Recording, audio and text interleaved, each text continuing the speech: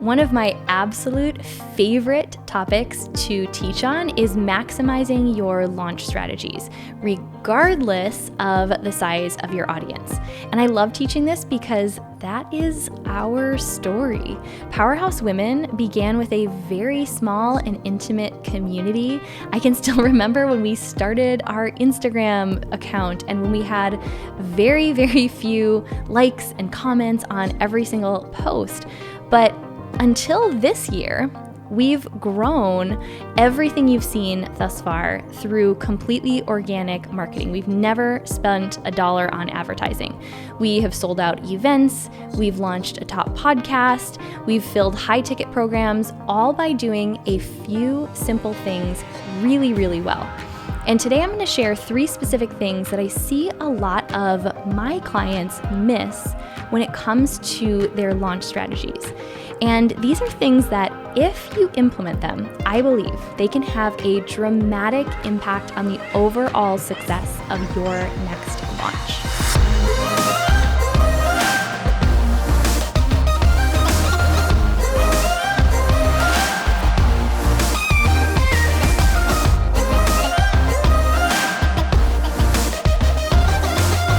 Hey friends, welcome back to the podcast. We are moving right along in this series. If you're just catching up, we are doing a 7-week series going back to basics and giving you some really simple and tangible steps that you can implement no matter what stage of business or launching your passion project you are at. And it's all leading up to the launch, or I guess it's really like opening, because this is something we already had in existence, but we're reopening our 6-figure school program. We only open it twice a year, in the spring and in the fall, and we're gearing up for our spring class. So what I'm doing is, through this podcast series, I'm taking you through a deeper look into some of the concepts that we cover.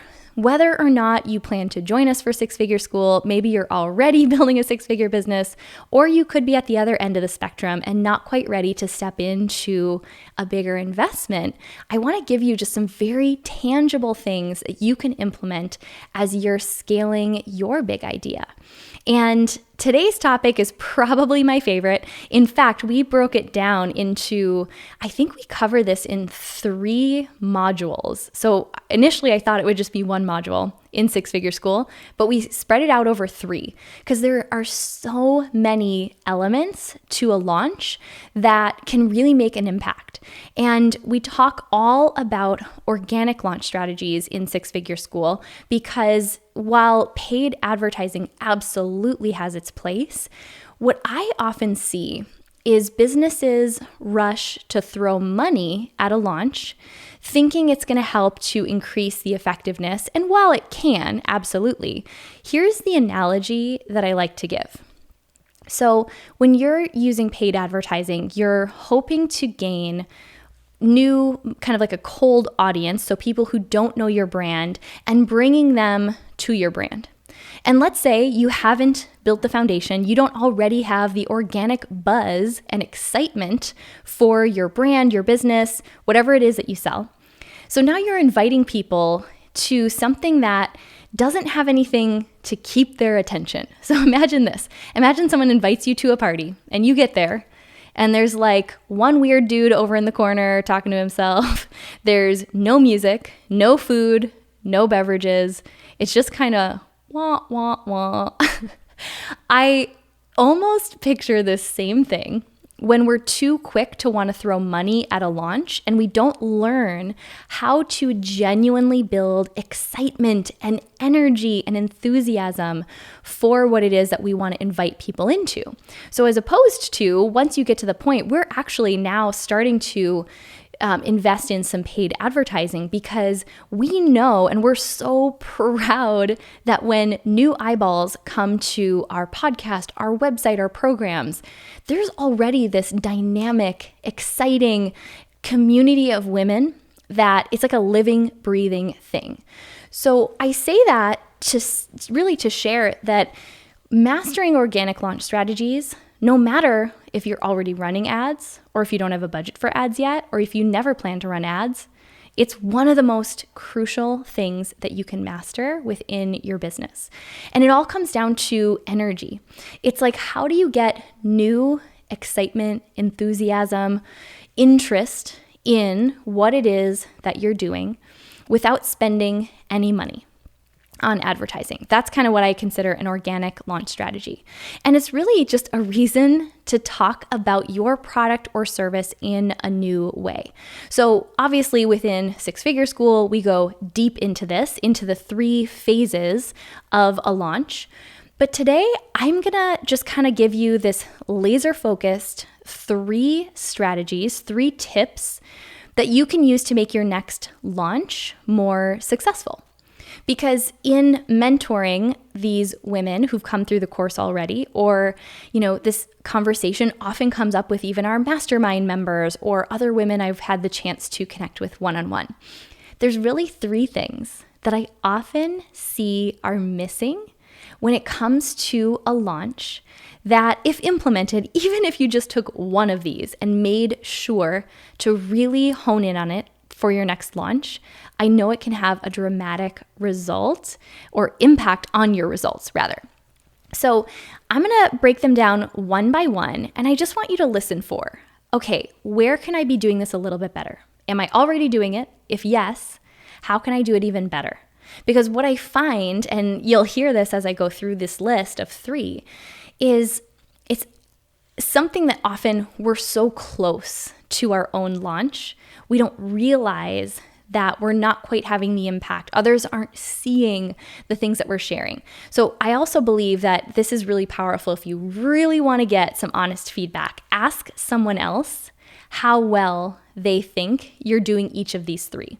That'll be a really good litmus test to see, like, okay, you might feel like you're sharing enough and you're doing these things, but if someone who's not inside your brain doesn't see you showing up consistently sharing that, then you're definitely not sharing enough. Okay, I'm getting way ahead of myself. I'm going to break these down one by one, and I really want you to listen for where can you take even one of these tips and implement them in your next launch. So the first one, I really do believe, I kind of always look at this from a product-based business, a service-based business, and I test, like, okay, does this really relate to both? And I do. I think all of these relate to both product and service-based businesses regardless. Are you sharing your story, and are you sharing it enough? Are you connecting with your audience and pulling toward you those who really have a need for what you offer? If you share your personal story, how you came up with the idea for your business, what inspired you, how have you been in the shoes of the people that you want to serve, and what have you realized made all the difference? I think sometimes the fear is, well, okay, but if I share like maybe the more vulnerable parts, or, if I share that I still don't have it all together or I still struggle, will that make people not want to work with me?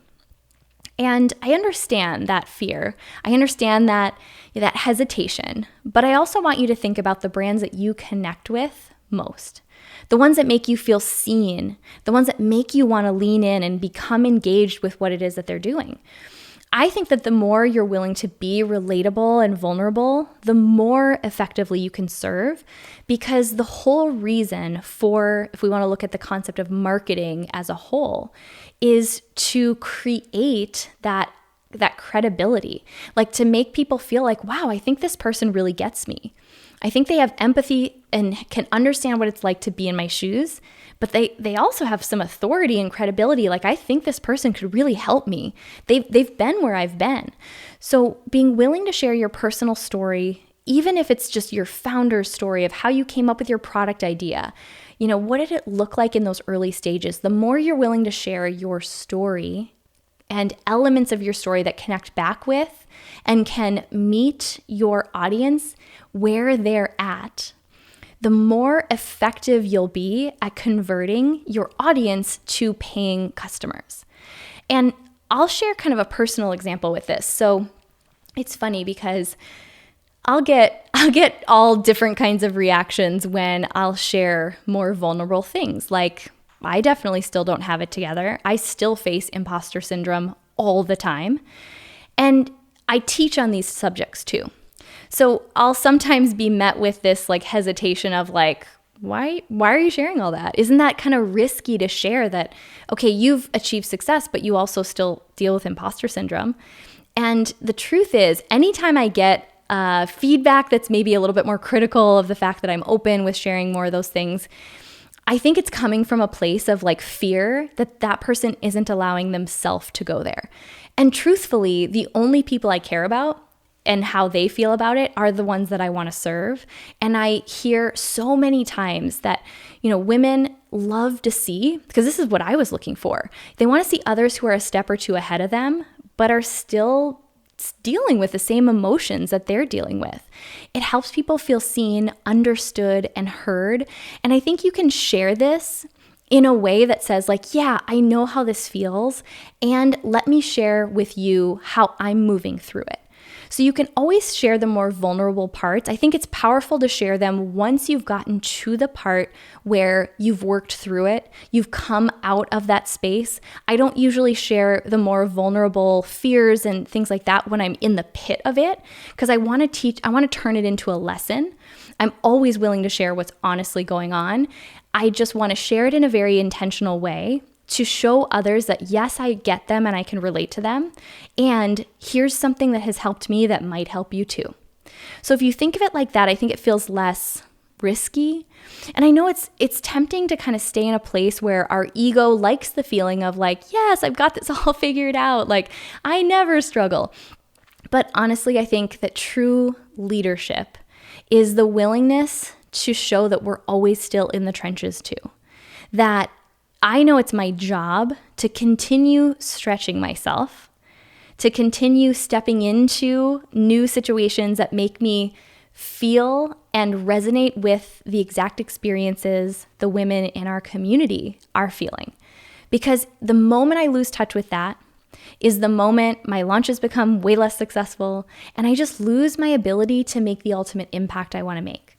So something that I would say, I give this advice more than anything else, is if you're not already sharing your personal story as part of your entire launch and marketing strategy, I think you're missing such an opportunity to connect. So that's number one. Number two, and this is a tough one, is I see this so often, and this is really going to be encouragement for those of you who are maybe feeling like the last launch you did or a launch you're in right now isn't quite converting the way that you had hoped. Like, you have put all this time and energy into creating a program or a service or an offering, and you launch it to the world and there's crickets. Now, first of all, I want you to know you are so not alone. This is not a sign that you should not be pursuing this big idea. Oftentimes, it's a sign that you just haven't yet built up the credibility, and people don't yet know you as being the person that they can count on to solve that problem. So this is the part that I wish I had like a quick fix for you. I wish I could say like, do this tomorrow and convert a bunch of sales. No. This is the long game. I'm always going to be just radically honest with you. And it takes some time, over months, if not sometimes years, right? To show up sometimes for free or in ways that you're just adding value, not asking for anything in return.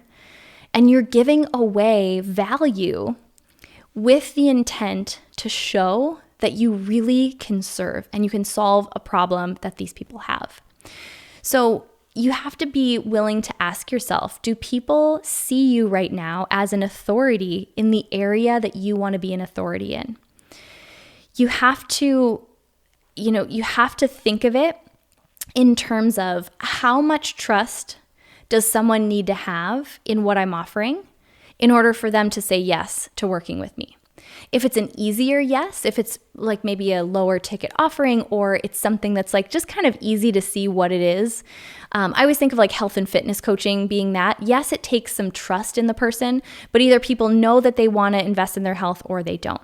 I see, and I work with so many amazing women who are creating programs and offerings that it's just a new conversation you're inviting people into. So the newer the conversation, or the more you really need to earn trust with that person in order for them to say yes to working with you, oftentimes it can take just a little bit more time, and you can shorten that time by just giving more value faster. But you've got to really show that you know exactly how to solve the problem that someone has. And oftentimes that looks like giving away value for free. Showing up and doing a masterclass, showing up and teaching a live training, hopping on an Instagram or Facebook Live, sharing valuable content and teaching in your captions on social media. And a lot of times I think it's like a lack mindset to feel like, well, gosh, if I give away all this value for free, will people actually pay me? And I just want you to step back and notice how you operate as a consumer. So for those of you that have invested in a program, how did you find out about that person? Or, you can take product or service based, whichever one you want to look at, and then look at how you operate as a consumer in that area. So like for me, I offer business mentorship. So I think about, well, how do I make the decision of who do I invest in? A lot of times I listen to these people's podcasts, or I've seen them show up and give value for free. Maybe I heard them speak at an event or saw them teach in another arena. So I got to know them and got to know their expertise. So you have to be honest with yourself. Have you showed up? Have you built that credibility? And if you're not seeing conversions into sales immediately, it doesn't mean that you should give up. It just means that you now get the opportunity to show up and serve some more and continue to build up that trust, get feedback. We talked about feedback a couple episodes ago, and continue to refine your offering, because I know that if you do those things, if you come forward with a heart of service and you really obsess over getting feedback from people to know how you can serve them better, I know you're going to have the results that you want. But it is a long game. There is no shortcut, and the more authority required in order for someone to say yes to working with you, it's going to take a little bit longer. And there's nothing wrong with that, because not many people are going to be willing to stick it out, but I know that you are. So that's the second one, is you have to be honest. Have you shown up and served enough for people to know you in the area you want to be known as an authority in? And then here's the third one, and this one's kind of easy, but all the time, you guys, even I still make this mistake, and I'll share my personal story with this, is during the launch itself. So the time period where you're actively offering your program and service, it could be something that like it's always available, but you're going to put some extra attention on it during a 5-day period, a 14-day period, whatever that looks like. Or like for us, we typically have like specific time periods that things are open for, and you're able to enroll. So like 6-figure school, there will be a 2-week period where people can enroll. So during a launch like that, what I see happens all the time is that people aren't showing up and sharing enough. So meaning you're not making a direct invitation for people to join, reminding people of what you're launching and what you're offering. And I think that, if you don't share to the point where you feel and you start to worry that you're annoying people, I guarantee you're not showing up enough. So you want to get to the point where you're like, wow, I've posted 3 times today or whatever it is on this subject, and always kind of looking for a new and fresh way to bring people's attention to it. But if you don't feel like you're kind of annoying people, I guarantee you aren't sharing enough. And I really was reminded of this so hard. Like I teach this stuff and this is like the vulnerability, right? I still sometimes don't share enough, and I don't get it right. I remember we were launching our 6-figure school program, and a really good friend of mine who I know definitely follows me online, unless she was lying about it, but like a really close friend who I even see pretty often, and like I think we're pretty engaged with each other's lives and have a good pulse on what's going on. She was like, oh my gosh, I didn't even know you were launching something. And again, this is where having an outside perspective is really helpful. I felt like I was wearing people out. Like I was sharing so much and showing up. And it was just that reminder for me that not everyone sees every single post. Not everyone reads every single email. That if you have done the first two, you've built up the credibility, you've connected by sharing your story, and you've added value asking nothing in return, that when you show up in a launch and you are boldly asking for people to make a decision and you're inviting them to work with you, that you have earned that right to sell. It's actually one of the reasons why I love serving for free. I love having this podcast. I loved doing the connection calls because then for me, I feel so clean and clear. My energy has no weird stuff around it when I show up to sell. Because I know it's fine if people aren't ready to step in. They have so much other free content and free resources that they can access. I am just talking to the people who they're ready, right? They've been listening, they've been learning, they feel a connection to our message. So I think when you do these three, and, I think they almost kind of go in order. Like start by asking yourself, am I sharing my story? Okay, where can I weave that in? Then start to really ask yourself, are you showing up and serving and giving value for free? And are you building the credibility and building the authority to give you the right to then the third part is sell and show up and don't be afraid to annoy people. In fact, you should worry that you're just a little bit sharing too much. That's the point where you're starting to scratch the surface of sharing and inviting and telling people what you're doing enough so that they have the opportunity to learn about it. So I'd love to hear your thoughts on this. Like I said, I could probably go so much longer on this topic. It's one of my favorites to talk about. It's actually one of the reasons why I love that one of the elements we do within Six Figure School is we do these live Q&A calls. So then we can apply it directly to people's situation. They get to ask their questions live and everyone gets to learn together. But it's the reason why I'm really excited. We also brought back our Girl Gang connection calls. We did it in a different way. So if you attended any of the calls in 2020, you know that we did those, during COVID just to really support our community and help people stay connected. And I knew I wanted to bring them back this year. And we decided to do it in a membership. So a really, really low investment, but it gives us the opportunity to really show up and really pour in to the people who are raising their hand saying, yes, I am ready for more. I am ready to invest and I am ready to seriously get into action around my big ideas. So I've been talking about it over the last couple of weeks on the podcast. We've been having so much fun as this community kicks off, and it's just going to continue to grow and get better and better and better from there. So if you love the podcast, if you love the actionable tips we've been giving, this community is like that, but even with more accountability, more connection, and you're in a community of other women who genuinely want to see you win and will aggressively support your goals. That's always how I think about a girl gang. These are the women who are not going to let you quit on yourself.